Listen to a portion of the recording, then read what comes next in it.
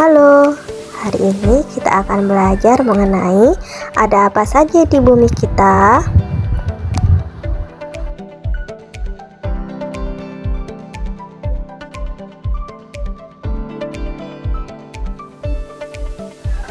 Pembahasan pertama kita adalah mengenai kenampakan alam. Kenampakan alam merupakan segala sesuatu yang berada di atas permukaan bumi, baik berupa daratan maupun perairan. Kenampakan alam timbul akibat peristiwa alam yang terjadi di bumi yang mempengaruhi permukaan bumi.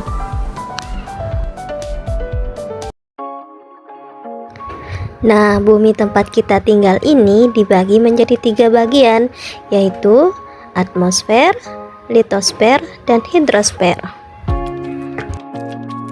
Apa sih itu litosfer? Nah, kenampakan alam litosfer atau disebut juga kenampakan alam daratan merupakan lapisan terluar bumi yang terdiri dari kerak bumi dan bagian atas mantel. Ia mencakup semua bentuk daratan seperti pegunungan, dataran, dan lembah. Litosfer juga mencakup mineral, batuan, dan tanah yang mendukung kehidupan. Proses geologis seperti pelapukan, erosi, dan aktivitas vulkanik membentuk dan mengubah litosfer seiring waktu. Nah, beberapa contoh litosfer. Yang pertama ada pegunungan. Pegunungan ini adalah kumpulan dari beberapa gunung besar atau kecil yang memanjang dan sambung menyambung menjadi satu. Biasanya pegunungan memiliki tinggi antara 500 sampai 600 meter dari permukaan air laut.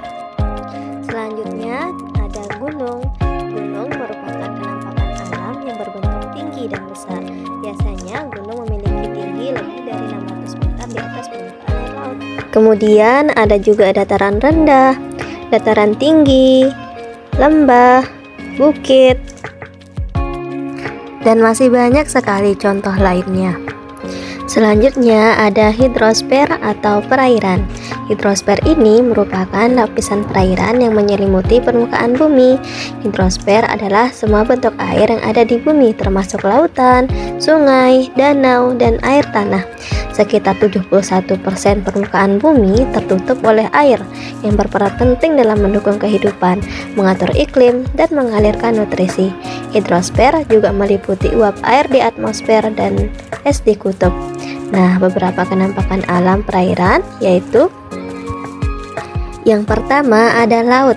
Laut adalah perairan besar yang mengelilingi benua dan pulau. Biasanya lebih dangkal dibandingkan dengan samudra. Yang kedua ada sungai.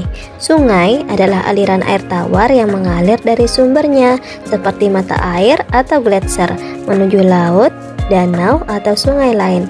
Sungai biasanya memiliki arus yang mengalir dari tempat yang lebih tinggi ke tempat yang lebih rendah. Yang ketiga ada danau. Danau adalah badan air tawar yang dikelilingi oleh daratan, biasanya lebih besar dari kolam tetapi lebih kecil dari laut.